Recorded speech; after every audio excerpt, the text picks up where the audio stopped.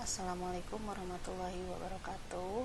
Pada kesempatan ini saya akan membahas materi kelas 12 bab 1 pelajaran matematika tentang dimensi 3. Kita mulai. Dimensi 3 ini dibagi menjadi 3 subbagian. Ada kedudukan titik, garis dan bidang, jarak titik, garis dan bidang, sudut antara garis dan bidang. Untuk yang pertama, kita mulai dengan kedudukan titik, garis dan bidang. Untuk kedudukan titik, garis dan bidang itu dibagi menjadi 5. 1. Kedudukan titik terhadap garis. Kita mulai dengan kedudukan titik terhadap garis.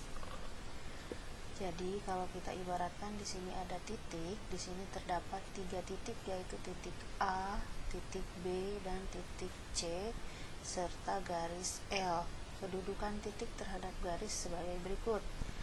Yang pertama, titik terletak pada garis. Nah, lihat, perhatikan di sini di gambar, di garis ini, di garis L ada titik yang terletak pada garis, yaitu titik A dan titik B. Pada gambar tersebut, titik A dan titik B terletak pada garis L.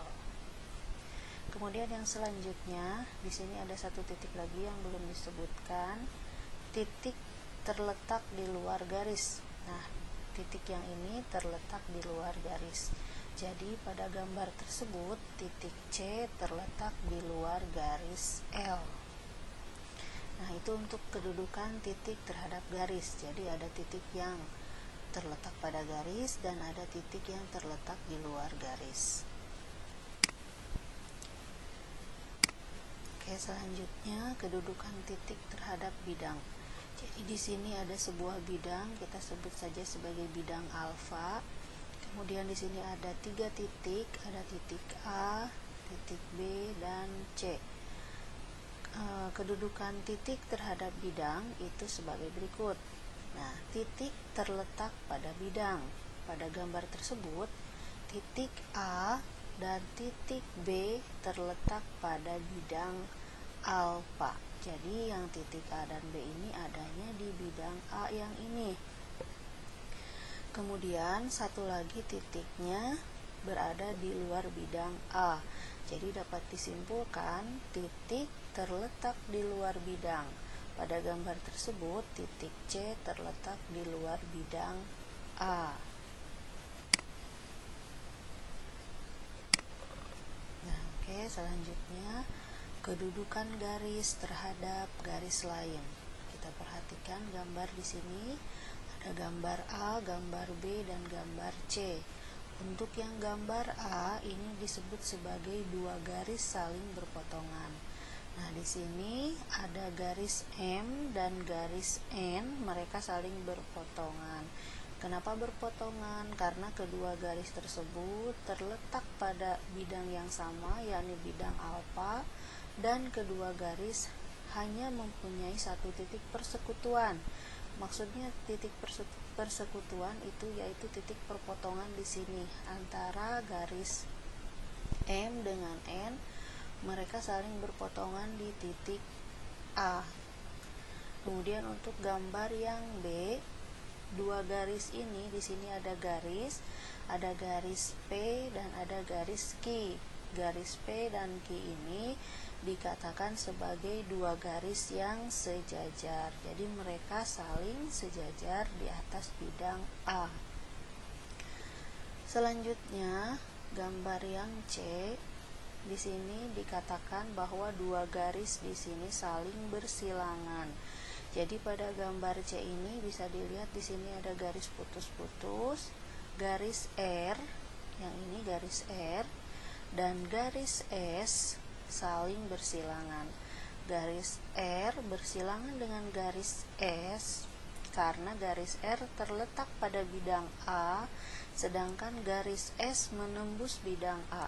Dengan pengertian lain, kedua garis pada bidang yang berlainan dan kedua garis tidak mempunyai titik persekutuan. Jadi berbeda dengan yang A tadi, kalau yang C ini dia tidak memiliki titik persekutuan, sehingga kedua garis ini dikatakan sebagai dua garis yang saling bersilangan.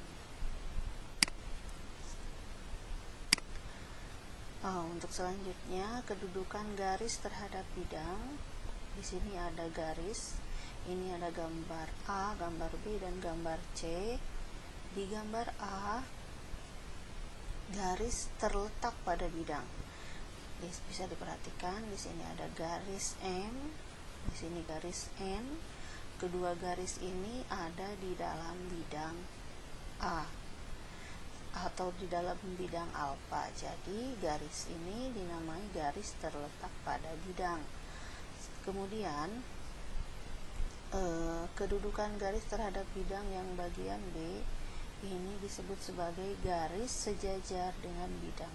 Jadi di bidang ini, di bidang alfa ini ada garis K. Nah, garis K ini kemudian di luarnya ada garis lagi, namanya garis L. Nah, kedua garis ini saling sejajar. Garis L-nya ada di luar. Nah, sehingga garis tersebut dikatakan garis sejajar dengan bidang. Nah, selanjutnya di sini ada yang namanya garis memotong dan garis menembus bidang. Jadi pada gambar C ini, garis H dan garis J memotong atau menembus bidang A berturut-turut di titik A dan di titik B. Garis J memotong tegak lurus bidang A, sehingga akibatnya garis J akan tegak lurus dengan semua garis yang ada pada bidang A.